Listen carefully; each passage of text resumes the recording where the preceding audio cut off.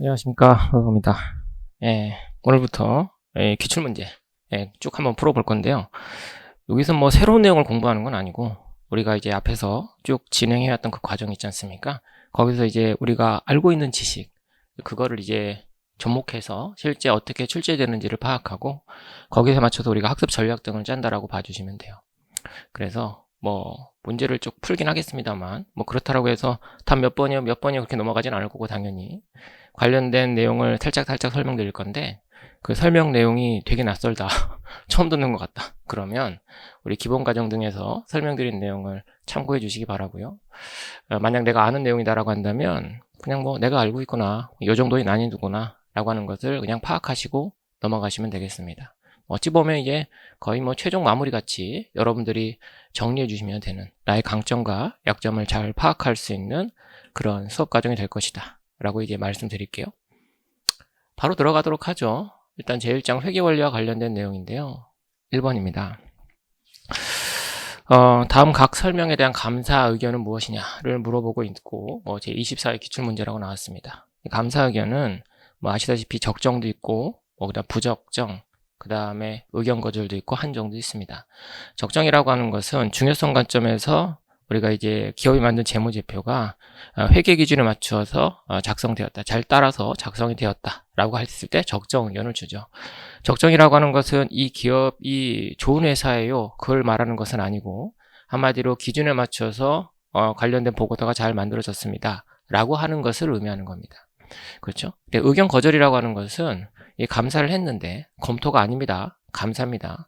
감사를 했는데 이게 기준에 맞춰서 전반적으로 중요하게 왜곡되어 있다라고 한다면 의견을 줄 수 없다. 죄송합니다. 부적정 그렇게 되는 것이고 내가 이제 감사를 갔는데 상대방이 내가 감사를 하려고 자료를 달라고 했더니 자료를 안 주더라. 그럼 이제 전반적으로 그러한 감사 범위 제한이 넓다라고 한다면 의견 거절을 하는 겁니다. 그죠? 그리고 뭐 그 중간쯤 되는 것 적정 그리고 의견 거절 부적정 그 중간쯤 되는 것이 한정 의견이다. 그런 컨셉으로 가져가 주시면 좋겠습니다. 그럼 읽어보죠. 한국 채택 국제 회계 기준을 위배한 정도가 커서 재무제표가 중대한 영향을 받았을 때 표명한대요. 그러니까 한마디로 내가 감사 절차를 다 거친 거죠. 다 거쳤는데 이게 회계 기준을 제대로 준수하지 않았고 그리고 그것이 중대한 영향을 미치고 있댔다. 그러면 우리는 이제 부적정 의견을 줘야 되겠죠. 그래서 부적정 의견 4번 아니면 5번 중에 답이 있을 것이다 라고 봐주시면 되겠고 두 번째 감사 범위가 부분적으로 전반적이지 않고 부분적으로 제한되어 있다. 한마디로 예를 들어서 재고자산과 관련된 데이터를 내가 좀 받고 싶은데 그 부분에 대한 충분한 데이터를 내가 얻지 못해서 관련된 재고자산 관련된 그리고 그것과 연관된 매출원가 등에 대해서 충분한 감사 절차를 내가 거치지 못했다. 그런 경우가 있을 수 있겠죠. 다른 것들은 내가 꼼꼼하게 다 봤는데 그 부분만큼 내가 제대로 받지 못했다. 그런 컨셉이라고 봐주시면 돼요. 감사 범위가 부분적으로 제한됐거나 또는 재무제표가 한국채택국제회계기준을 전반적이진 않고 부분적으로 위배하여 작성된 경우에 그런 경우에는 우리가 부적정 그 다음에 의견 거절 그리고 적정이고 중간쯤 되는 우리가 한정 의견이라고 하는 것을 준다라고 했었습니다. 그래서 답은 4번 이렇게 나오는 거죠. 사실상 이게 저희 시험에 이렇게 나와야 될 주제라고 생각은 안 됩니다만 그래도 나오니까 실제로 나의 의견은 중요하지 않죠. 저 의견은 중요하지 않고 실제 이렇게 출제가 됐으니까 기본적인 의견의 성격이라고 해야 되나요? 정의? 그 정도만 가져가 주시면 되겠어요. 그 다음 2번 보도록 합시다. 외부에게 감사에 관한 설명으로 옳지 않은 것을 고르는 건데요. 정답은 5번입니다. 사실상 이 기출문제 과정은 여러분들 한번 풀어보세요. 시간을 드리고 그리고 나서 이제 정답은 이거고요. 이렇게 설명 들어가는 것이 이제 맞겠습니다만 온라인 강의 특성상 바로바로 이제 설명 들어가도록 할게요. 혹시나 내가 한번 풀어보고 싶다라고 하시는 분이 있으면 이 동영상 강의니까 살짝 정지해 놓고 풀이하시고 그리고 플레이 하시고 그렇게 진행해 주시면 더 좋을 것 같아요. 정답은 5번인데요. 감사 대상 재무제표는 기업의 경영진이 감사인의 도움 없이 작성하는 것이 원칙입니다. 주석 작성도 당연히 감사인이 작성하는 게 아닙니다. 이게 그래요. 말하자면 좀 있는데 예전에 제가 이제 회계사로 활동할 때는 실제 주석 작성을 감사랑 하면 회계사가 해주는 경우도 있었어요. 뭐 현금 물음표 작성 못 하겠어요. 해주세요. 뭐 현금 물음표도 막 작성해주고 그런 이제 과거에 이제 악습이 있었는데 뭐 그래요. 근데 원칙상 보면 뭐 지금은 당연히 그러지 않을 거고 주석도 당연히 우리가 이제 재무제표 범위에 들어가지 않습니까? 재무상태표, 포괄손익계산서, 자본변동표, 현금흐름표, 그리고 주석 이렇게 들어가지 않습니까? 따라서 주석도 당연히 경영진의 책임 하에서 회사에서 작성이 돼야 되겠습니다. 답은 5번 그렇게 봐주시면 되겠고 나머지 것들 체크해 보면 감사의 목적은 의도된 재무제표 이용자의 신뢰 수준을 향상하는 데 있다. 한마디로 우리가 만드는 이 재무제표라고 하는 것이 결국 그 회사가 자신의 성적표를 만드는 형국이다 보니까 이것이 실제 기준에 맞춰서 제대로 작성됐는지를 체크해야 된다는 거죠. 그 누가 볼 것이냐? 외부에 있는 제3자인 회계사가 감사를 통해서 우리가 그것을 확인하는 것이다 라고 봐주시면 되겠습니다. 아시겠죠? 혹시 시험 문제 검토라고 나오면 틀린 거예요. 감사나 검토나 비슷하지 않아요? 뭐 비슷할 수는 있겠습니다만 감사와 검토는 사실상 우리 회계감사 입장에서 보면 그 수준이 엄청 차이가 난다라고 봐주시면 돼요. 아시겠죠? 그래서 검토라고 나오면 틀린 표현이다. 감사로 나와야 된다. 라고 하는 걸 체크해 주시기 바랍니다. 그 다음 두 번째, 감사인이 충분하고 적합한 감사 증거를 입수한 결과 왜곡 표시가 재무제표에 중요하나 전반적이지 않으면 한정 의견을 표명한다. 아까 나왔던 그런 내용이고요. 3번, 회계감사를 수행하는 감사인은 감사 대상 재무제표를 작성하는 기업이나 경영자 당연히 독립적이어야 되겠죠. 친한데 이러면 좀 그렇죠. 그죠? 독립적이어야 됩니다. 재무제표가 중요성 관점에서 일반적으로 인정된 회계 기준에 따라 작성되었다고 판단되면 적정 의견을 줍니다. 중요한 건 중요성 관점입니다. 중요성 관점. 이 중요성이라고 하는 것은 여러분들 개념 체계에서도 이미 공부했다시피 어떤 의사결정이 해당 정보에 따라서 바뀔 정도 뭐 그런 컨셉이라고 봐주시면 돼요. 그래서 공시되는 재무제표에 적정 의견이 표명됐다라고 할지라도 실제 아주 미미한 부분은 실제 기준을 따르지 않고 살짝 위배된 경우가 있을 수 있어요. 하지만 그런 것들이 있다라고 할지라도 중요성 관점에서 우리가 기준을 잘 준수해서 작성했다라고 한다면 적정 의견이 표명된다라고 봐주시면 됩니다. 됐고요. 쭉 넘깁시다. 그 다음에 3번입니다. 외부감사인이 다음과 같이 결론을 내린 경우에 한정 의견에 해당하는 것은 무엇일까요? 를 물어보고 있는데 정답은 2번입니다. 기억, 디귿 뭐 이렇게 나와 있는데 한번 읽어보죠. 기억과 디귿인데 감사인이 충분하고 적합한 감사 증거를 입수한 결과 왜곡 표시가 재무제표에 개별적으로 또는 집단적으로 중요하나 전반적이지는 않다라고, 즉 재무제표 전반적이진 않다라고 결론을 내린 경우에 우리 한정 의견을 준다라고 봐주시면 되겠습니다. 그러니까 적정은 아니고 그렇다라고 해서 부적정도 아닌데 그 중간쯤 뭐 그런 컨셉이라고 봐주시면 되겠죠. 그 다음 감사인이 의견의 근거가 되는 충분하고 적합한 감사 증거를 입수할 수 없었지만 발견되지 아니한 왜곡 표시가 재무제표에 미칠 수 있는 영향이 중요할 수는 있으나 전반적이지는 않을 경우 이런 경우에 우리가 한정 의견을 준다라고 봐주시면 돼요. 한마디로 뭐 전반적이라고 한다면 우리가 제대로 감사 절차를 수행하지 못했다는 거 아니겠습니까? 모든 전반적인 개정 과목 등에 대해서 그런 경우에는 의견 거절을 주는 것이고 이와 같이 중요하지만 전반적이진 않을 때는 우리가 이제 한정 의견을 주는 것이다 라고 봐주시면 되겠습니다.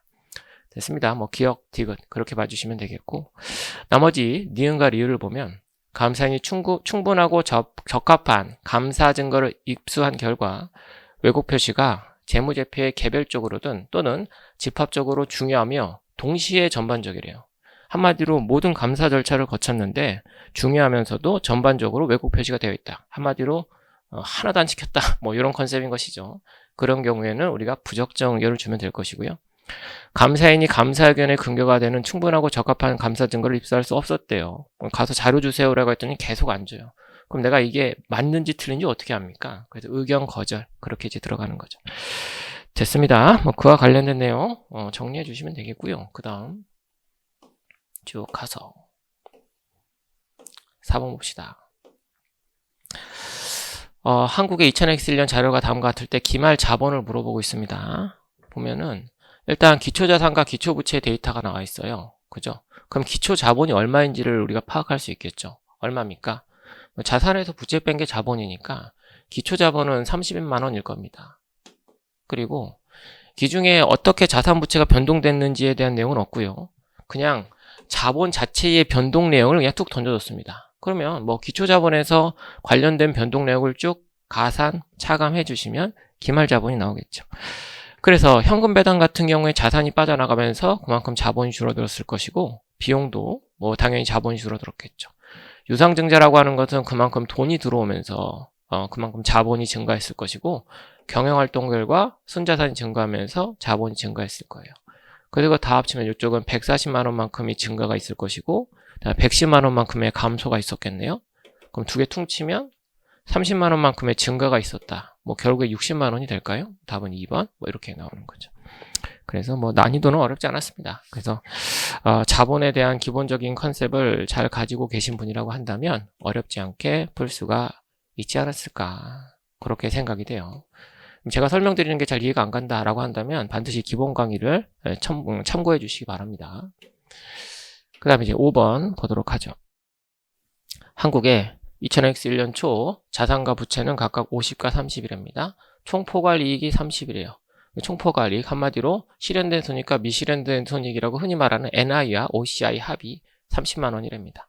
재무상태표의 자본을 물어보고 있습니다. 2000X 1년 말. 일단 2000X 1년 초를 보면 자산과 부채의 차이, 즉 20만 원이 자본이 되겠죠. 거기에 뭐 30만 원 더하면 뭐 50만 원이겠죠. 앞에 문제보다 더 쉽네요. 그래서 답은 5번 그렇게 나옵니다. 됐어요. 이 정도 수준의 문제가 나오면 맞춰주셔야 돼요. 그죠? 아시겠죠? 맞춰주셔야 돼요. 이거 못하겠어요. 안 돼요. 안 됩니다. 이 정도는 해주셔야 돼요. 네, 그럽시다. 꼭 열심히 해서 맞춰주시기 바랍니다. 다음 문제 갈게요. 기초자산을 물어보고 있습니다. 보시면 기초부채는 나와 있고요. 그 다음에 기초자산은 물어보고 나와 있지 않네요. 그걸 물어보고 있는 거죠. 보면 기말자산은 나와 있고 기말부채도 나와 있습니다. 그러면 기말자본을 알 수 있겠다. 그죠? 보시면 기말자산이 10만 원이었고 기말부채가 6만 원이었으니까 기말자본은 4만 원 뭐 이렇게 나와 있는 상태예요. 그죠?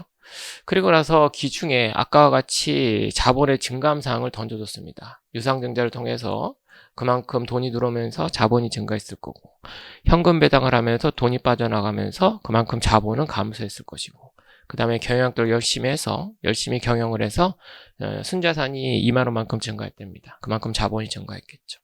따라서 우리가 기초의 자본을 뽑아낼 수 있어요. 기초 자본에서 얘네들을 가감해서 얘가 나왔다는 거잖아요. 그럼 기중에 얼마만큼의 자본이 증가했습니까? 2만 5천 원만큼 증가했다라고 볼 수 있을까요? 그러면 기초 자본은 15,000원? 뭐 이렇게 될까요? 그죠? 그리고 여기 보시면 기초 부채도 데이터를 줬네요. 5만 원. 그럼 뭐 6만 5천 원 뭐 이렇게 나오겠죠. 뭐. 그러니까 답은 2번 이렇게 나옵니다. 아시겠죠? 됐습니다. 뭐 이렇게 해주시기 바라고요. 전반적으로 이 정도 수준이구나 라고 하는 것을 느끼시고 가져가 주시면 되겠습니다. 우리 시험이 가장 많이 나오는 시험에서 가장 많은 비중을 차지하는 그 장이 지금 회계원리장이거든요. 그래서 해당 부분은 꼼꼼하게 여러분들이 공부해서 꼭 득점을 해주시길 부탁드리고요. 그리고 지금 회계원리를 여러분들 꼼꼼하게 해주셔야 뒤쪽에 있는 챕터도 여러분들이 이해가 간다. 그렇게 여러분들이 생각해 주시면 돼요. 7번 봅시다. 한국의 2000X1년 자료가 다음 같을 때 기말 자본을 물어보고 있습니다. 역시 계속 유사한 형태의 문제가 나옵니다. 보시면 기초자산과 기초부채가 이렇게 있습니다. 그러면 기말 자본은 얼마일까요? 10만 원이겠죠. 그죠? 거기에 수익을 더하고 비용을 빼서 그만큼 자본이 또 증가를 했을 겁니다. 20만 원만큼 증가했겠네요. 답은 3번 그렇게 나오겠죠. 그렇죠? 됐습니다. 그렇게 해주시면 되겠고요. 역시 특별하게 제가 언급드릴 내용은 없습니다. 이거는 솔직히 그러니까 기출문제는 사실상 직접 풀어보셔야 돼요. 지금 제가 쭉 풀고는 있습니다만 제가 이걸 맞추는 게 뭐가 중요하겠어요. 그죠? 여러분들이 직접 풀어보고 막히는 부분이 있으면 강의를 보면서 그 막힌 부분을 해소하고 이렇게 이제 여러분들이 강의를 활용하셔야 됩니다. 멍 때리고 보시면 안 됩니다. 꼭 직접 풀어보셔야 됩니다. 8번 보도록 합시다. 회계상 거래에 해당하는 것을 모두 고른 것은, 우리 회계상 거래라고 하는 것은 개념상 회계 처리를 할 만한 사건, 그렇게 여러분들이 생각하시면 된다라고 했고요. 따라서 자산부채 등의 계정 과목 등의 변동, 자산부채 자본 또는 수익 비용의 계정 과목 등의 변동이 발생하게 된다라고 한다면 그에 따른 회계 처리가 이루어질 만한 사건이다라고 봐주시면 돼요. 그럼 봅시다. 일단 첫 번째, 종업원을 채용하기로 계약을 했대요. 그러니까 종업원이 아직 나한테 근로를 제공하지도 않았고 단순하게 채용 계약만 한 거예요. 따라서 아직 내가 회계 처리할 만한 사건은 아니다 라고 봐주시면 돼요. 자산부채 변동이 없으니까. 종업원이 나한테 근로를 제공하고 그에 따라서 급여를 지급할 의무가 발생하게 되면 그때 이제 회계 처리가 되는 것이지, 계약 자체만으로는 아직 자산부채 변동이 없기 때문에 회계 처리가 될 만한 사건은 아니다 라고 봐주시면 돼요. 근데 기억이 들어간 것을 일단 지워줍니다. 됐습니다. 그렇게 해주시고 니은 봅시다. 거래처로부터 역시 뭐 동일한 거죠. 계약만 했대요. 아직 물건을 받은 것도 아니고, 그리고 내가 상대방한테 뭐 계약금을 지급한 것도 아니고, 그냥 단순 계약만 했다라고 한다면 아직 자산부채 변동이 없기 때문에 우리가 관련된 회계 처리하지 않습니다. 그래서 요것도 지워지니까 답은 이제 5번으로 나오게 되겠죠. 그죠? 그래서 뭐 간단한 문제예요. 그래서 보시다시피 보증금을 지급했대요. 돈이 빠져나갔으니까 그에 따른 자산의 감소가 있을 것이고 그에 따른 회계 처리를 해야 되겠죠. 상품을 판매했는데 나중에 받기로 했대요. 어찌되었든 내 입장에서는 채권이라는 자산이 생기는 거 아니겠습니까? 채권 인식하고 뭐 수익을 인식하고 그렇게 되겠죠. 답은 5번. 그 다음 문제 9번입니다. 자본을 증가시키는 거래입니다. 결국엔 순자산이 증가하는 것을 잡아주시면 되겠는데 1번을 보시면 고객에게 용역을 제공하고 수익을 인식했대요. 한마디로 고객에게 용역을 제공했으니까 돈을 받았던 아니면 관련된 채권이 발생했던 어찌됐든 자산이 증가하면서 자본이 증가했겠네요. 답은 1번. 그렇게 봐주시면 되겠고요. 나머지 것들은 자본이 오히려 감소하거나 변동이 없거나 뭐 그런 사건이라고 봐주시면 되겠습니다. 일단 주식 배당이 있는데 주식 배당이라고 하는 것은 우리 현금 배당과 구분을 해 주셔야 돼요. 주식 배당이라고 하는 것은 뭐 이런 거잖아요. 자본의 구성 내역을 우리가 이제 크게 주주하고 거래, 그 다음에 경영성과 이렇게 구분해 봤을 때, 그죠? 그러니까 자본 거래랑 나머지 이제 영업 활동을 통해서 자본이 증감한 것, 그렇게 구분해 봤을 때 주주하고 거래로 자본이 증감하게 되면 자본금 또는 자본 잉여금 또는 이제 자본 조정, 여기서 이제 관련된 금액이 증감할 것이고, 경영성과 같은 경우에는 실현된 이익은 이익 잉여금 방해, 미실현된 손익이라고 흔히 말하는 기타 포괄 손익은 우리가 기타 포괄 손익 누계획 방해, 이렇게 이제 기재가 되겠죠. 저기서 말하는 주식 배당이라고 하는 것은 미처분 이익 경험을 재원으로 해서 이렇게 이제 끌어올리는 거잖아요. 따라서 실제 뭐 순자산의 변동은 없고 자본 계정 안에서의 대체가 있을 것이다. 그렇게 봐주시면 되겠습니다. 따라서 2번은 자본의 증감이 발생하지 않는다라고 봐주시면 되겠고, 그냥 3번 볼게요. 자기 회사의 주식을 취득했대요. 자기 주식 취득인데 돈을 주고 취득했다라고 한다면 그만큼 현금이 빠져나갔을 테니까 자본이 감소했을 겁니다. 그리고 자기 주식은 무상으로도 취득할 수 있거든요. 대가를 지급하지 않고 취득하는 경우에는 어떻게 할 것이냐? 그때는 회계 처리 자체를 하지 않습니다. 어찌되었던 자본의 변동은 없죠. 증가하지 않는다라고 봐주시면 되겠습니다. 그 다음에 소모품을 외상으로 구입했대요. 그러면 자산이 증가한 만큼 딱 부채가 증가하기 때문에 자본의 변동은 없을 것이고요. 건물을 장부 금액보다 낮은 금액으로 처분했다라고 한다면 우리가 이제 들어온 돈이 예를 들어서 100원이다. 들어온 돈은 100원이다. 근데 빠져나간 건물의 장부 금액은 예를 들어 가지고 장부 금액으로 80원이다. 라고 한다면 순액으로 봤을 때 오히려 자산이 순자산이 감소하는 그런 모습을 띠기 때문에, 이게 더 커야 돼요. 죄송해요. 120 이렇게 된다라고 한다면 그런 경우에 우리가 처분 손실이 인식될 것이고, 결국에는 수익과 비용도 자본이라고 했잖아요. 자본의 감소가 발생하게 될 것이다 라고 봐주시면 되겠습니다. 그래서 9번의 정답은 1번 그렇게 해주시면 되겠고요. 그 다음에 10번 가도록 할게요. 자산과 비용에 모두 영향을 미치는 거래는, 이게 보면 되죠, 뭐, 그죠? 자산이 나타나고 비용이 나타나는 회계처리는 뭘까요? 이걸 물어보는 거잖아요. 일단 정답은 1번이겠네요. 보시면 현금을 지급했다라고 했으니까 자산이 감소할 거고, 즉 대변에 현금, 뭐 이렇게 자산의 감소가 표현될 거고, 이쪽에 종업원 급여로 비용이 처리가 되겠죠. 그죠? 됐습니다. 사실상 이게 조금 더 명확하게 가려면 이게 이제 제조가 아닌 뭐 관리부서의 직원? 뭐 이렇게 들어가는 게 맞겠죠. 왜냐하면 뭐 아시다시피 이제 좀 아시죠? 내가 제조 원가로 처리해야 될 종업원 급여 상당액은 바로 비용으로 처리되는 것이 아니라 우리가 제공품으로 들어갔다가 제품 됐다가 팔려나가면 이제 매출 원가로 빠져나가는 것입니다. 그래서 이게 만약에 제조부서에게 지급한 종업원 급여라고 한다면 약간 좀 애매해져요. 그죠? 하지만 우리가 이제 객관식의 특성상 종업원 급여 비용으로 처리해서 1번은 이제 맞는 것으로 처리해 주시면 되겠습니다. 그죠? 가장 확실한 것을 우리가 잡아주시면 되는 것이니까. 2번 봅시다. 비품을 외상으로 구입했대요. 얘는 죽었다 깨어나도 비용이 나타나지가 않습니다. 그 자산이 발생되고 부채가 발생되고 관련된 자본의 변동은 없잖아요. 따라서 2번은 절대 답이 될 수 없고 3번 같은 경우 현금을 출자해 회사를 설립했다? 지금 주주하고 거래 아니겠습니까? 자본거래죠. 자본거래이기 때문에 경영성과지표인 수익이나 비용 등이 나타나지 않습니다. 따라서 3번도 X. 4번. 매입 채무를 당좌 예금으로 지급했다? 그럼 부채가 감소하고 그만큼 자산이 감소하죠. 자본의 증감 자체가 없습니다. 따라서 이것도 X고. 5번. 기존 차입금에 대해 추가 담보를 제공했다. 담보 제공만으로는 어떠한 회계 처리도 발생하지 않습니다. 그죠? 따라서 5번도 X. 가장 확실한 건 1번입니다. 되셨나요? 됐습니다. 뭐 그렇게 넘어가 주시고 재무회계에서 이제 별다른 얘기가 없으면 그냥 상품 매매 기업을 전제로 해서 이야기가 풀어져 나갈 것이다. 한마디로 제조 원가는 일반적으로 언급하고 싶으면 구체적으로 언급을 할 거예요. 따라서 이렇게 표현이 되면 그냥 상품 매매 기업을 전제로 여러분들이 답을 골라주시면 됩니다. 됐습니다. 그렇게 해주시고요. 그 다음에 11번 보도록 하죠. 한국은 2000X년 10월 1일에 1년간 상가를 임대하면서 동일자 향후 1년분 임대료 6,000원을 현금 수령하고 전체 수익으로 회계 처리했답니다.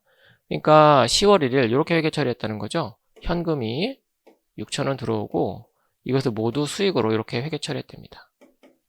근데 이게 지금 1년치라고 나왔잖아요. 그러니까 한 달로 따지면 500원 정도예요. 그래서 6,000원 중에 단기에 내가 서비스를 제공한 부분은 10, 11, 12, 3개월치니까 1,500원은 수익으로 인식하는 게 맞겠지만 나머지 금액 얼마입니까? 4,500원인가요? 4,500원은 얘는 미리 받은 돈, 한마디로 선수수익이라는 부채로 기록을 해야 되겠죠. 따라서 내가 이렇게 회계 처리했는데 최종적으로 이러한 결과물을 뽑기 위해서 우리가 결산분계, 즉 결산수정분계가 들어가는 거 아니겠습니까?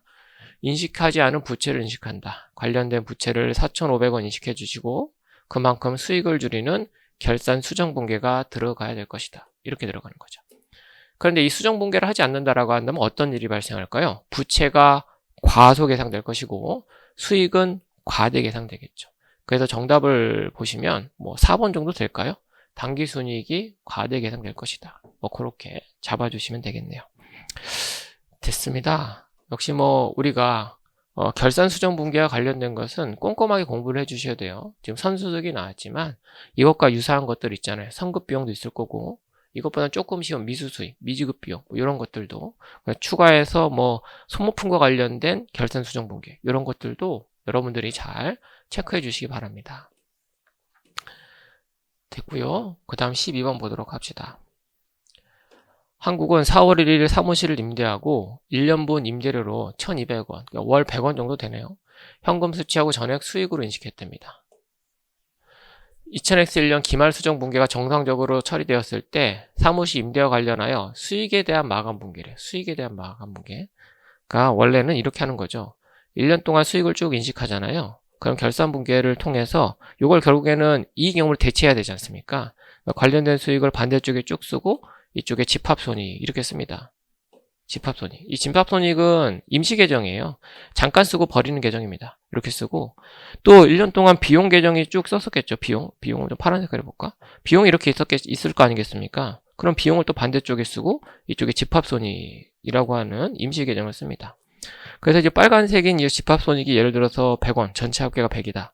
그 다음에 파란색인 얘는 한 80 정도 되더라. 라고 하면 20 정도 차이가 발생하지 않습니까? 그 20 상당액의 집합손익을 요게 추가적으로 이렇게 기록해 주는 거죠. 20. 그래서 집합손익을 100 왁구를 잡아주고 반대쪽에 미처분 이익금 20 이렇게 들어가는 거예요. 쉽게 얘기하면 1년 동안 발생한 모든 수익과 비용을 다 제거하고 그걸 R집처럼 확 묶는 거죠. 결과값을 확 묶어가지고 그것을 이익금으로 대체하는 거죠. 실현된 손익 같은 경우에 이렇게 이제 회계 처리가 이루어질 겁니다.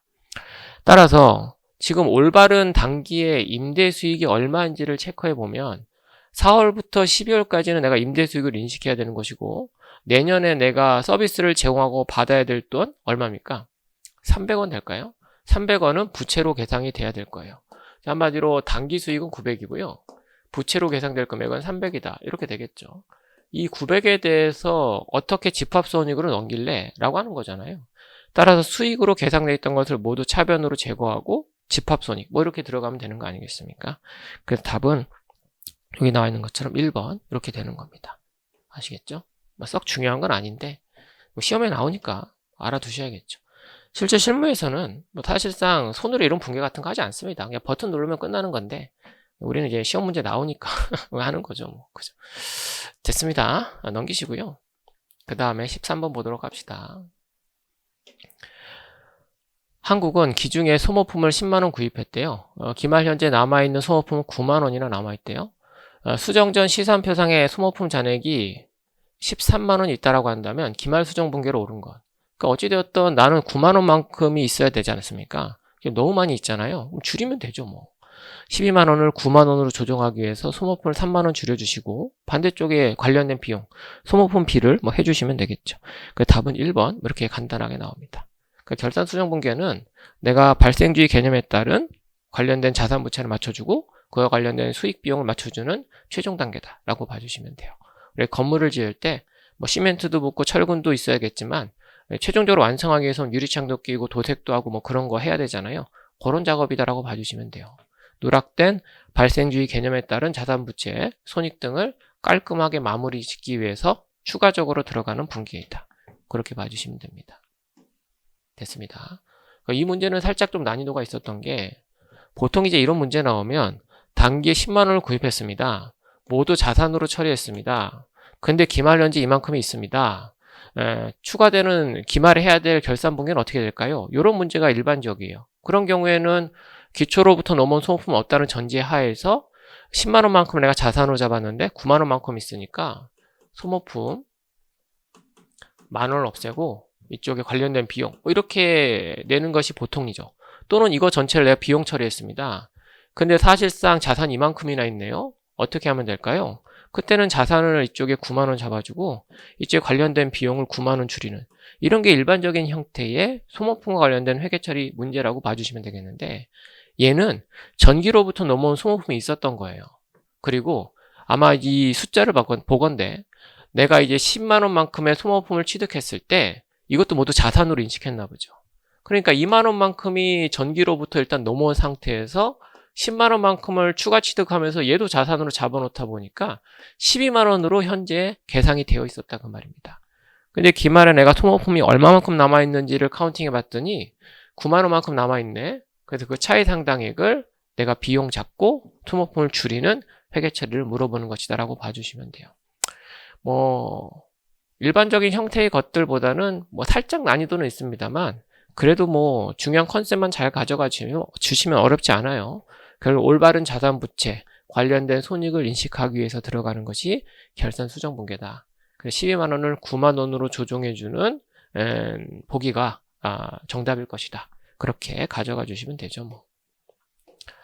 됐습니다. 그렇게 해주시고요. 그 다음 14번 보도록 하겠습니다.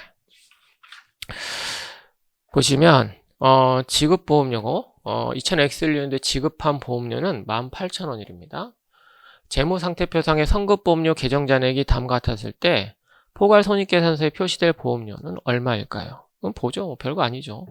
우리가 이제 증가감소를 한번 따져봅시다. 일단 구체적인 회계처리 한번 볼게요. 2000X1년 초로부터 넘어온 선급보험료가 6,000원이 있었대요. 그죠? 6,000원 있었대요. 그리고 예를 들어서 저 선급보험료를 18,000원 이렇게 지급했었을 때 18,000원 이렇게 지급했었을 때 모두 내가 자산으로 잡았다라고 가정해 볼게요. 선급보험료라는 자산으로 잡았다라고 가정해 봅시다.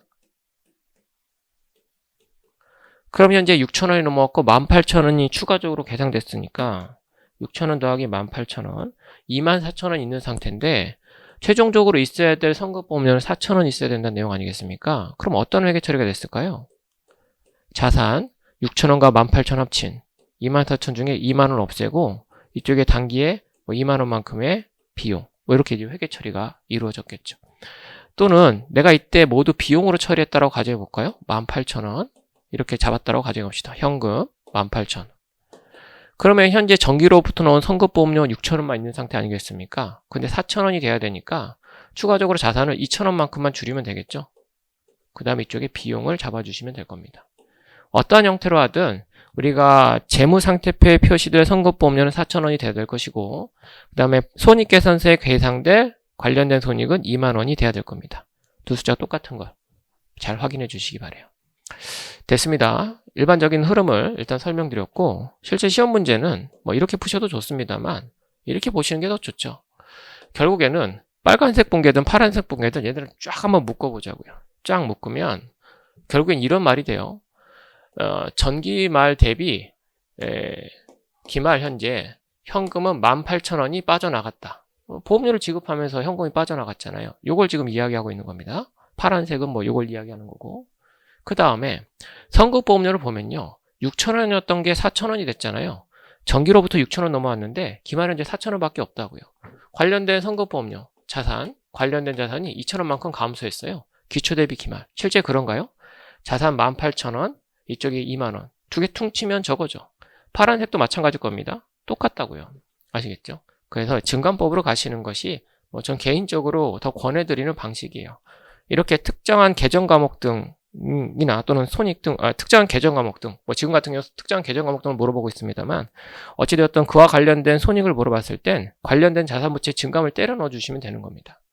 보시면 현금이 빠져나갔고 자산이 변동, 꼭 나머지가 관련된 보험료겠죠. 뭐 2만원 이렇게 나올 겁니다. 그 답이 2번 이렇게 나오는 거예요.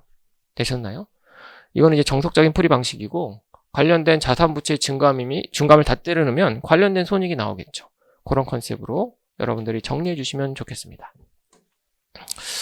됐습니다. 뭐 저희가 뭐 세무사나 회계사 등 뭐 2차 시험까지 막 재무회계 과목이 있고 그러면 깊게 들어가겠습니다만 사실상 저희가 뭐 그렇게 깊게 들어갈 필요는 없지 않습니까? 그래서 편한 방식으로 하시면 되는데 그래도 웬만하면 조금 더 빠른 속도로 보다 확실하게 우리가 뽑아내는 것이 좋을 테니까 우리가 자산부채 지금 관련된 자산부채 증감을 다 때려 넣으면 관련된 자본의 변동이 나오겠구나. 요 아이디어를 반드시 좀 가져가 주시면 좋지 않을까라고 하는 뭐 개인적인 욕심입니다. 15번 보죠. 한국기대 국제회계기준에서 제시하고 있는 전체 재무제표에 해당하지 않는 것. 이건 무조건 맞춰주셔야 되겠죠.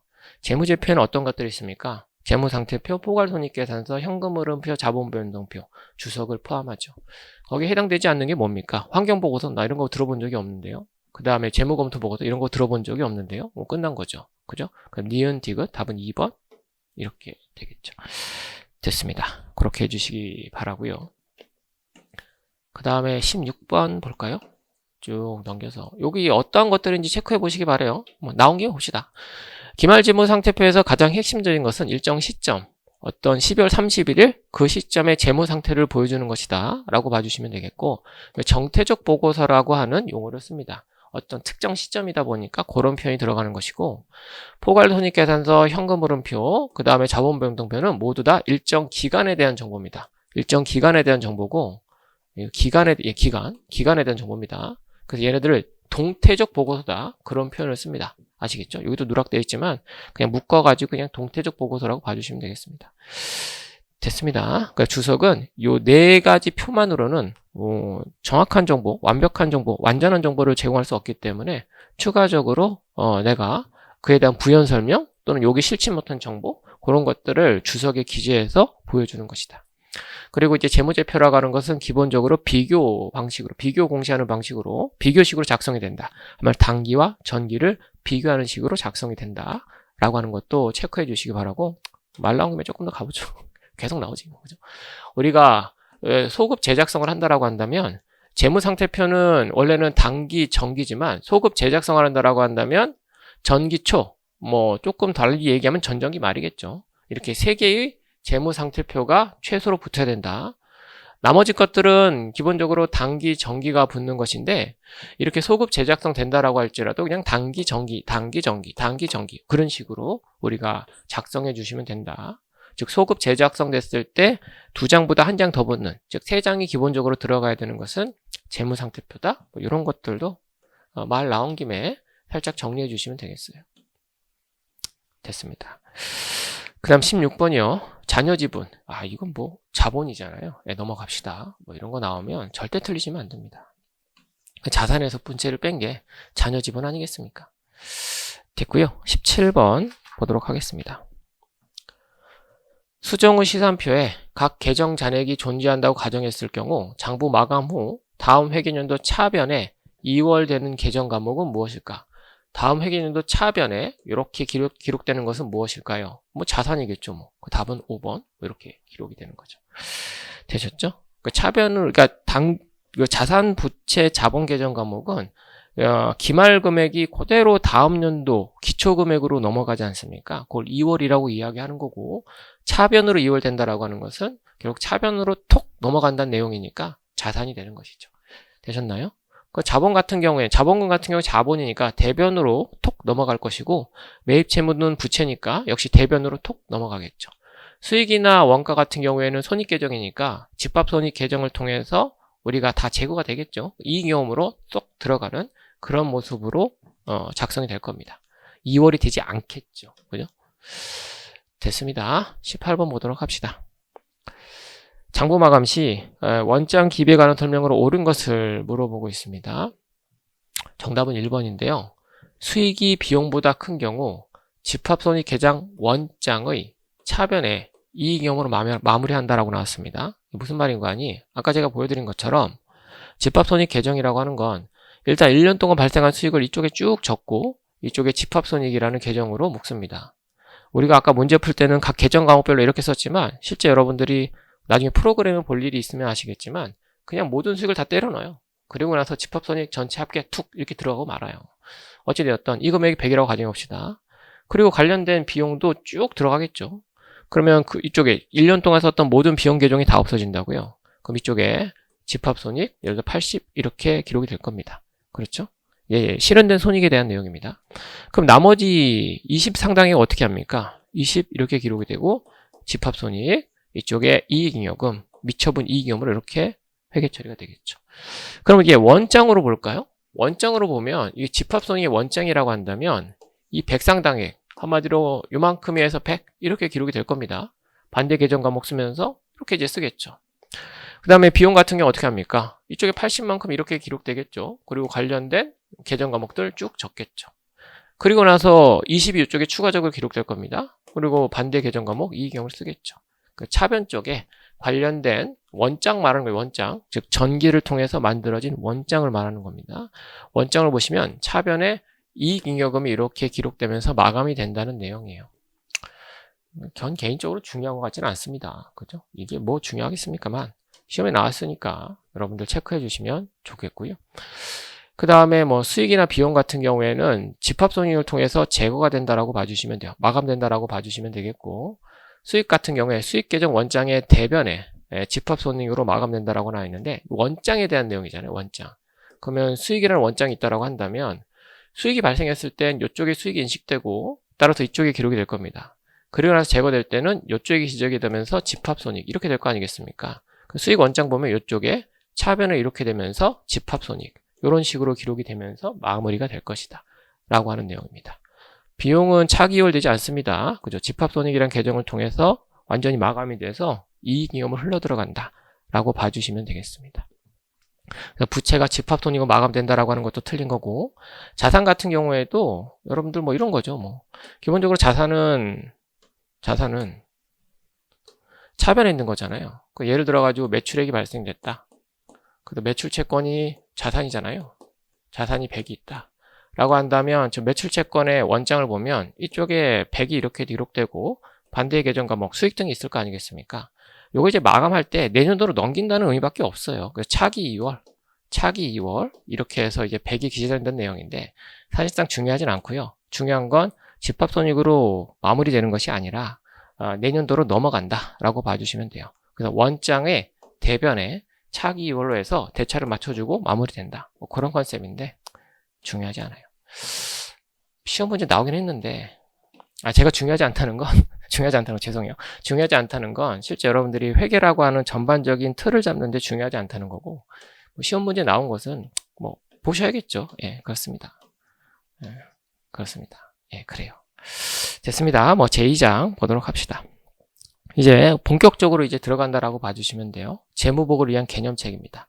일단 개념체계라고 하는 것은 구체적인 기준서는 아니라고 했어요. 이미 알고 계시죠? 한국채택국제회계기준, 우리가 회계기준원에 들어가게 되면 한국채택국제회계기준을 클릭해서 열람을 했을 때 가장 상단부에 재무보고를 위한 개념체계가 뜨긴 하는데 쟤는 실제 기준서가 아니기 때문에 기준번호도 없어요. 저 한마디로 가이드만 제시하는 것이지 우리가 실제 회계 처리 등을 할 때 따를 것은 아니다 라고 봐주시면 되겠습니다. 즉 개념체계랑 실제 기준서가 다른 이야기를 한다라고 한다면 우린 기준서에 맞춰서 회계 처리를 해야 될 것이다. 그렇게 정리해 주시면 되겠어요. 그러면 하나씩 들어가 보도록 합시다. 일단 첫 번째입니다. 유용한 재무정보의 질적 특성에 대해서 옳지 않은 것을 물어보고 있는데요. 정답은 3번입니다. 정보의 유용성을 보강시키는 질적 특성에는 비검적시성이죠. 비검적이, 비검적이 이렇게 들어가는 겁니다. 근본적 질적 특성에는 목적 적합성과 표현의 충실성이 있죠.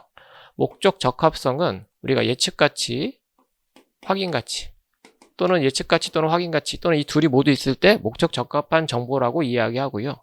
목적 적합한 정보라고 하는 것은 의사결정의 차이를 일으킬 수 있는 그런 정보를 목적 적합한 정보라고 이야기하죠.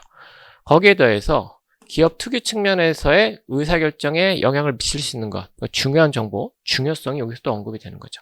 그래서 우리가 보통 목적 적합성에 대해서 공부를 할 때 예, 확, 중 뭐 이렇게 앞글자 따서 외우지만 사실상 기준서에선 예측가치와 확인가치에 대한 이야기를 하고 중요성과 관련된 것은 문단을 다르게 해서 다시 한번 설명하고 있습니다. 어찌되었든 예, 확, 중 이렇게 들어가야 될 것이고 표현의 충실성은 완전한 표현, 중립적 표현, 그 다음에 오류가 없는 서술이죠. 완전한 서술, 중립적 서술, 오류가 없는 서술.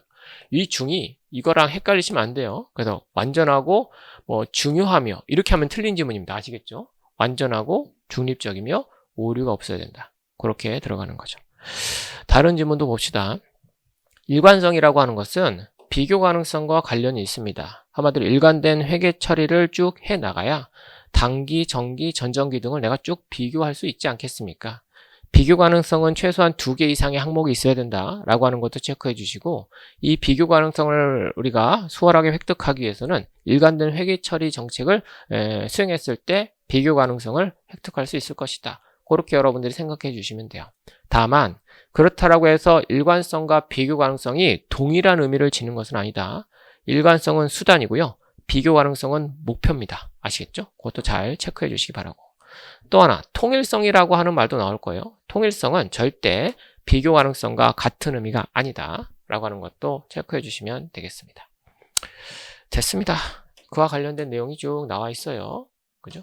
그러니까 여기서 답 맞춰서 좋아 그렇게 넘어갈 게 아니라 관련된 내용을 제가 그냥 블라블라 설명드렸잖아요. 그 내용을 내가 다 안다 라고 한다면 여러분들 넘어가시면 되겠고 제가 블라블라 설명했는데 무슨 소리지? 이러면 관련된 부분을 공부하시면 돼요. 아시겠죠? 아직 시간이 있으니까 너무 이제 조바심 갖고 뭐 그렇게 하지 마시고요. 잘 기회가 안 나는데 뭐였더라? 뭐 이런 부분을 뭐 기본서나 강의를 다시 한번 훑어보면서 여러분들 것으로 만드시면 돼요. 됐습니다. 그렇게 해주시고 그 다음 2번 가보도록 합시다. 재무복을 위한 개념체에 관한 문단을 발췌하거나 파생된 용어의 정의를 옳지 않은 것을 물어보고 있는데요. 답은 3번입니다. 부채라고 하는 것은 과거 사건의 결과죠. 과거 사건의 결과, 현재 내가 부담하고 있는 빚덩어리, 즉 미래 갚아야 될 것, 뭐 그런 컨셉 아니겠습니까? 그 현재의 의무 이렇게 들어가는 거죠.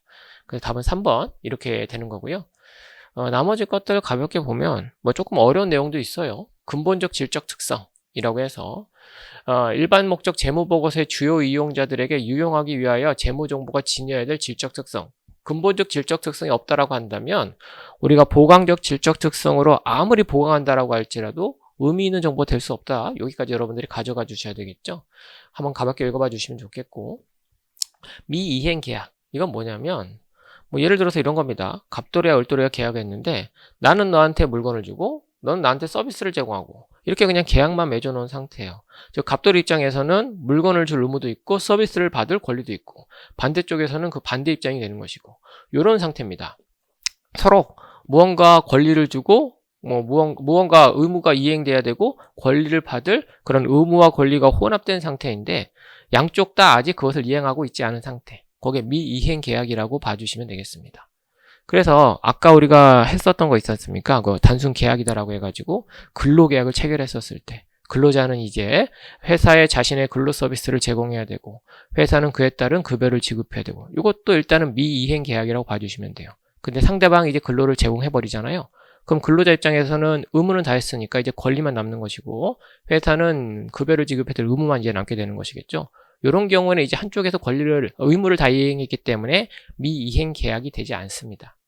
그죠? 그러니까 한마디로 권리 의무가 혼재되어 있는 상태라고 봐주시면 돼요. 상당히 조금 어려운 뭐 그러한 부분이라고 봐주시면 되겠고 그냥 가볍게 읽어봐 주시면 돼요. 뭐 저희가 뭐 그렇잖아요. 재무회계를 너무 깊게 들어가실 필요는 없어요. 수업 목적에 맞게 공부를 해주시되 뭐 이런 부분은 여러분들 좀 찝찝하잖아요. 그래 넘어가면. 그래서 제가 설명드리는 것일 뿐이다 라고 봐주시면 됩니다. 인식 봅시다. 인식이라고 하는 것은 재무제표에 반영하는 것을 말하는 겁니다. 그래서 개념체계에서 뭐 자산의 정의, 부채의 정의 공부하셨죠? 거기다 뭐 잠재력이란 이야기 막 나오고 따라서 잠재력이란 이야기가 나왔을 때 뭐 경제적 효익이 뭐 자산 같은 경우 반드시 유입돼야 된다거나 유입될 가능성이 높아야 된다거나 뭐 그런 것을 의미하는 것은 아니다. 부채 쪽에서도 그런 이야기를 했죠. 이렇게 우리가 재무제표의 자산이나 부채 등으로 기록되기 위해서는 일단 그것에 대한 정의를 충족해야 돼요. 이게 1차 시험이고 최종적으로 재무제표에 반영되기 위해서는 2차 시험, 즉 인식의 요건을 충족해야 됩니다. 인식의 요건이라고 하는 것은 개념체계에서 말하는 건 결국엔 근본적 질적 특성이 있어야 된다. 이렇게 들어가는 거죠. 목적 적합하고 그리고 의미가 있는 정보가 돼야 된다는 거죠. 그러한 근본적 질적 특성을 충족하는 정보만이 최종적으로 재무제표에 반영이 된다라고 봐주시면 되겠습니다. 됐습니다. 그렇게 봐주시면 되겠고 참고로 근본적 질적 특성은 뭐가 있죠? 그죠? 목적 적합성과 표현의 충실성입니다. 그죠? 잘 체크해 주시기 바라고요. 그 다음에 중요한 정보가 있네요. 정보가 누락되거나 잘못 기재된 경우 특정 보고 실체의 재무 정보를 제공하는 일반 목적 재무 보고서의 근거에 이루어지는 주요 이용자들의 의사결정 영향을 줄 수 있는 정보, 중요한 정보. 뭐 그런가 보죠. 넘어갑시다. 중요하지 않습니다. 학습 목적상 뭐 중요하지 않죠. 한번 읽어보시면 되는 거죠. 3번 볼게요. 일반 목적 재무 보고의 목적에 관한 설명으로 옳지 않은 것을 물어보는 건데요. 정답은 5번 뭐 이렇게 나와 있네요. 봅시다. 어디가 틀렸는지. 보고기업의 과거 재무 성과와 그 경영진의 수탁 책임을 어떻게 이행했는지에 대한 정보는 기업의 경제적 자원에서 발생하는 미래 수익을 예측하는 데 일반적으로 도움이 되죠. 도움이 왜 안 됩니까? 도움이 됩니다. 조심하실 것은 우리가 이제 일반 목적 재무 보고서라고 하는 것이 그 기업 자체를 평가하거나 그 기업이 좋다 맞다라고 하는 것을 얘기하는 것은 아닙니다. 하지만 이러한 일반 목적 재무 보고서의 자료를 통해서 그 기업의 가치 등을 평가하는 자료로 충분히 활용할 수는 있겠죠. 5번이 틀렸다라고 봐주시면 되겠고 나머지 것들 뭐 썩 중요해 보이진 않습니다. 우리가 꼭 읽어봐야 될 것 같은 것은 별로 보이지 않습니다. 그래도 그냥 넘어가면서 파니까 한번 읽어볼까요? 일반 목적 재무 보고서는 기업의 경제적 자원, 보고기업에 대한 청구권에 관한 정보를 제공한다. 한마디로 자산, 부채, 자본 등에 대한 정보를 제공한다라고 봐주시면 되겠고 보고기업의 재무 성과에 대한 정보는 그 기업의 경제적 자원에 해당 기업에 창출한 수익을 이용자들이 이해하는 데 도움을 준다. 뭐 당연하겠죠. 한마디로 경영자가 얼마만큼의 성과를 냈느냐 그것에 대한 정보도 제공한다. 3번 보고기업의 경제적 자원 및 청구권의 성격 및 금액에 대한 정보는 이용자들이 보고기업의 재무적 강점, 한마디로 자산부채 자본 등에 대한 정보를 주게 되면 이용자들은 재무적 강점, 약점을 식별하는 데 도움을 받을 수 있을 것이고요. 그 다음 보고기업의 한 기관의 재무 성과에 대한 정보는 이용자들이 기업의 경제적 자원에 대한 경영진의 수탁 책임, 경영진이 얼마나 주주를 대신해서 열심히 일을 했는지 그 수탁 책임을 평가하는데 도움을 줄 수 있을 것이다. 별 내용은 없었네요. 그죠? 한번 쭉 읽어봐 주시면 될 것 같고요. 뭐 너무나 당연한 내용이어가지고 뭐 포인트도 딱히 없습니다. 그죠?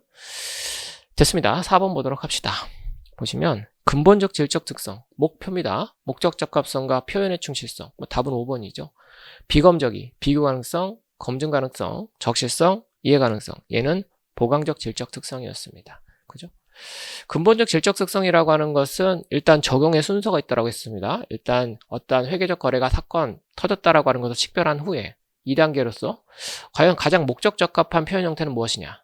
세 번째로는 그 다음에 충실한 표현은 무엇이냐. 즉 목적 적합한 정보, 충실한 표현, 목표를 모두 3단계를 통과해야 비로소 근본적 질적 특성이라고 하는 것을 달성할 수 있을 것이다. 이런 이제 순서가 있다라고 했어요. 적용 순서가. 그죠? 따라서 이 순서를 통과하지 못하면 다시 회계해서 이런 식으로 3단계의 절차를 수행해 나간다라고 했어요. 그러다 보니까 우리가 어떠한 표현 방식 등에 따라서 목적 적합성은 이 정도인데 충실한 표현은 별로 되지 않는다라고 한다면 이쪽을 살짝 희생해서라도 표현의 충실성을 쫙 올릴 수 있으면 이걸 선택한다 라고 해서 근본적 질적 특성 간에는 절충이 필요할 수도 있다 라고 하는 것도 여러분들이 옳은 지문으로 체크해 주시면 좋겠습니다. 반면 근본적 질적 특성이 아닌 보강적 질적 특성 같은 경우엔 이러한 3단계 절차 등이 없었습니다. 적용의 절차 등이 별도로 없었다 라고 하는 것도 체크해 주시면 좋겠고요. 됐습니다. 5번 보도록 합시다. 유용한 재무정보의 질적 특성 중에 보강적 질적 특성에 해당되는 것은 무엇이 있을까요? 비검적이겠죠. 뭐. 얘 일단 보이고요. 그 다음에 얘 보이고요. 얘 보이는데요. 그러면 다라마 있나요? 답은 5번? 그렇게 나오겠죠. 되셨나요? 그러니까 이렇게 단순 암기로 맞춰줄 수 있는 것들은 꼭 여러분들이 시험 문제 나왔을 때 다른 분들 다 맞출 거예요. 그죠? 여러분들 뭐 제가 이게 아니라 실제로 다른 수험생들 여러분들과 이제 경쟁하는 다른 수험생들은 다 맞출 거니까 여러분들도 이런 것들은 꼭 맞출 수 있도록 대비해 주시기 바랍니다.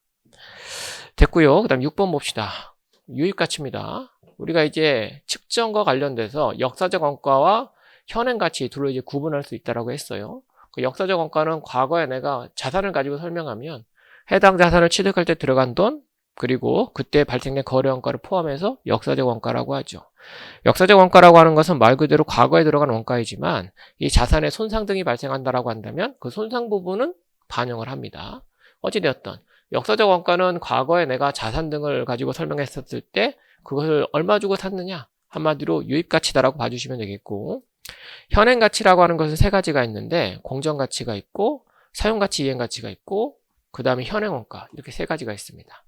현행원가는 똑같은 자산 등을 산다라고 했을 때 들어갈 돈, 뭐 그런 컨셉이잖아요. 따라서 현행원가도 유입가치다라고 봐주시면 되겠습니다.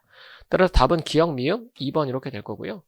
공정가치라고 하는 것은 뭐 자산을 가지고 설명하면 현재 시세, 뭐 그런 컨셉 아니겠습니까? 시장에서 형성된 가격, 뭐 그런 컨셉인 것이고 시장 중심의 평가 방식이라고 봐주시면 되겠습니다. 반면 사용가치, 이행가치, 사용가치는 자산과 관련된 것, 이행가치는 부채와 관련된 것인데 기업 특유 측면에서의 가치라고 봐주시면 돼요. 예를 들어서 사용가치, 자산을 가지고 설명하면 해당 자산을 내가 쭉 사용한다라고 한다면 얼마만큼 돈을 벌 수 있을 것이냐, 그것의 현재 가치 상당액을 사용가치로 평가를 하죠. 그래서 현금흐름 기법에 따라서 평가가 되는 것이 사용가치 또는 이행가치다라고 봐주시면 되겠고요.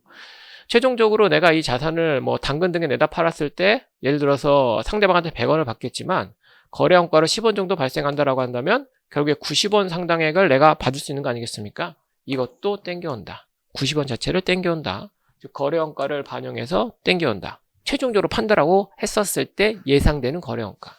한마디로 요때 거래원가 아니고요. 요때 거래원가 아닙니다.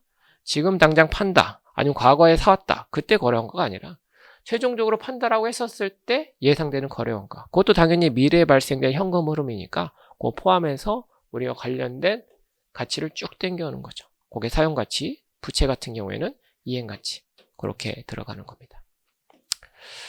됐어요. 7번 보도록 합시다. 보강적 질적 특성 중에 비교 가능성은 측정 기준의 선택에 영향을 미친다.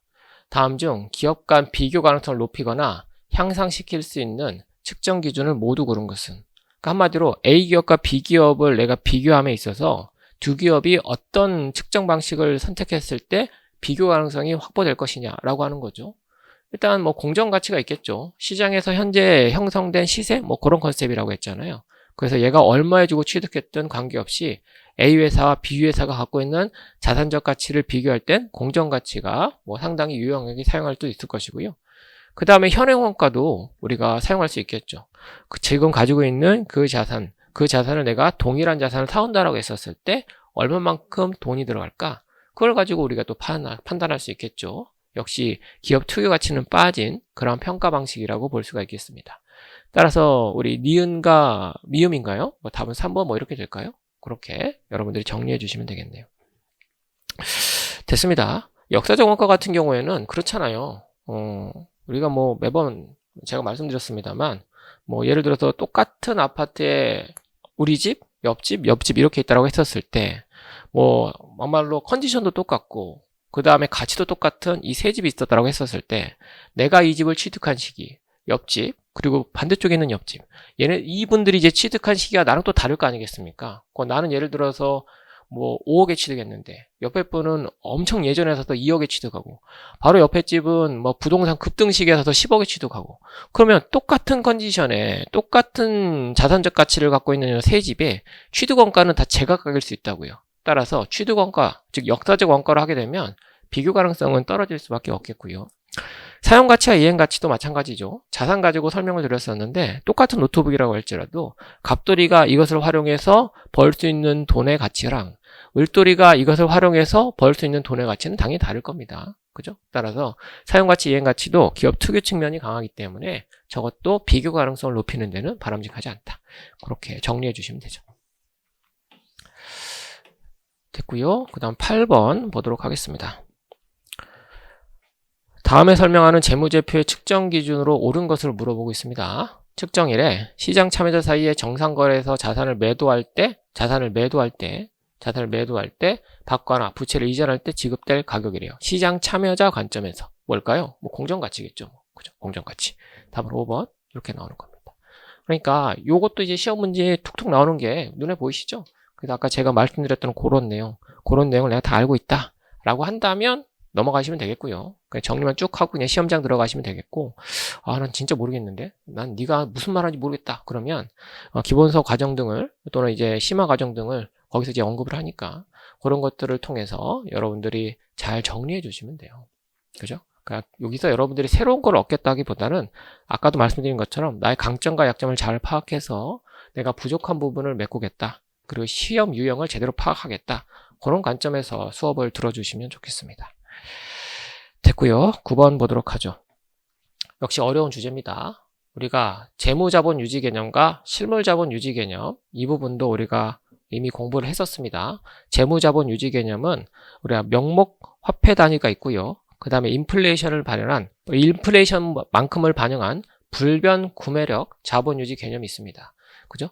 그리고 이 재무자본 유지 개념 말고요. 실물자본 유지 개념이라고 하는 것도 있죠. 예를 들어 가지고 내가 기초의 자본이 100이었고 추가적인 출자 없이 열심히 일을 해서 기말에 자본이 150이 됐다. 명목 재무자본 유지 개념 하에서는 증가한 50이 모두 당기 이익, 한마디로 이익, 경영 성과로서 이익으로 측정이 되는 것이고 만약에 불변 구매력 자본 유지 개념이라고 한다면 인플레이션을 반영하는 거죠. 예를 들어서 인플레이션율이 10%가 됐다. 한마디로 전체 물가가 10% 뛰었다라고 한다면 150 중에 110, 한마디로 50원 중에 10원 상당액은 기존의 자본을 유지하는 그 정도의 상승분이다라고 하는 거죠. 네가 아무 일을 하지 않았어도 기초의 100원은 기말에 110원이 되어 있어야 된다. 그 정도 자본은 유지돼야 된다는 거죠. 그래서 얘가 자본 유지 조정이라고 해서 별도로 빠지는 것이고 50에서 10을 뺀 나머지 차액 40만이 진정한 이익이다. 이렇게 보는 것이 불변 구매력 자본 유지 개념 하에서의 접근 방식이죠. 그 다음에 실물 자본 유지 개념은 이런 거 아니겠습니까? 예를 들어서 이 100원이라고 하는 것이 기초에 나의 재고자산 한 개를 살 수 있는 가격이었다. 그런데 기말에 재고자산 한 개의 가격이 예를 들어서 120원이었다고 한다면 이 실물자본 개념으로 네가 한 개만큼의 자본을 갖고 있었으니까 기말에도 한 개만큼의 자본이 있어야 된다. 따라서 네가 50을 벌었다고 했지만 기존의 한 개만큼의 자본을 유지하기 위해서는 20이 기본적으로 더 들어가는 것이고 이것을 초과하는 30만 진정한 이익이다. 이렇게 보는 것이 실물자본 유지 개념하에서의 이익 측정 방식이죠. 그죠? 우리가 이제 앞으로 회계를 할 때는 당연히 명목화폐 유지 단위, 한마디로 인플레이션이나 그다음에 실물자본 유지 개념은 이제 언급 없이 쭉 명목화폐를 가지고 쭉 진행을 하겠습니다만, 우리가 학문적으로 들어갔을 때 자본 유지 개념을 저렇게 측정할 수 있다. 진정한 이익을 이런 식으로 측정할 수 있다. 라고 봐주시면 되겠습니다. 됐어요. 뭐 설명이 길었고요. 봅시다. 기초에 현금이 100만 원이 있었대요. 근데 얘가 지금 200개를 구입할 수 있는 가격이래요. 200개. 그죠? 그럼 한 개당 얼마입니까? 100만 원 나누기 200을 하게 되면 개당 5천 원? 뭐 정도? 이 당시는 이제 개당 5천 원 정도 되는 그런 물건을 가지고 있었다 그 말이죠. 기중에 물가가 상승을 했고요. 기말순 자산은 150이래요. 그러면 우리가 명목으로 따지면 명목화폐 단위 유지 개념으로 보면 50만큼 이익이네. 뭐 그렇게 볼 수 있겠습니다만, 실물자본 유지 개념으로 본다라고 한다면 보세요. 기말에 역시 뭐 200개의 자산이 그대로 있었다라고 한다면, 그죠? 200개를 살 수 있는 그 정도의 자본입니다.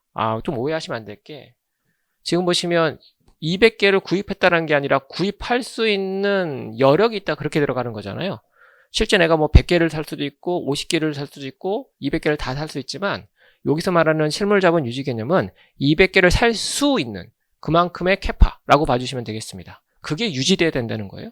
그래서 200개를 기준으로 해서 6,000개, 6,000원 해서 200 곱하기 6,000원 하게 되면 120만 원. 즉 기초의 자본의 수준을 유지하려면 120은 기본적으로 있어야 돼. 따라서 네가 진정으로 번 이익은 30만 원이야. 이렇게 이제 계산되는 것이 실물자본 유지 개념 하에서의 이익 측정 방식입니다. 참고로 명목화폐 단위의 명목화폐 단위 자본 유지 개념에 따라서 측정을 하게 되면 그냥 50만 원이 답이 될 것이고, 그 다음에 불변 구매력 단위로 측정한다라고 한다면 물가 상승률만큼은 고려해야 된다. 따라서 103만 원인가요? 103만 원은 기본적으로 유지가 돼야 되고, 따라서 103만 원을 초과하는 얼마입니까? 50만 원에서 3만 원을 빼야 되니까 47만 원? 보기 중에 있나요? 이제 5번이 있겠네요. 만약에 불변 구매력 자본 유지 개념 하에서의 이익을 측정한다라고 한다면 5번이 될 것이다. 뭐 그렇게 되는 거죠. 조금 저희 입장에서는 어려운 그런 주제가 되겠습니다만, 여력이 되시면 저것도 좀 가져가 주시면 어떨까 싶습니다. 여력이 되시면. 됐습니다. 그렇게 해주시고요. 그 다음에 제3장 재무제표 표시가 있는데 해당 제3장은 다음 시간에 이어서 하도록 하겠습니다.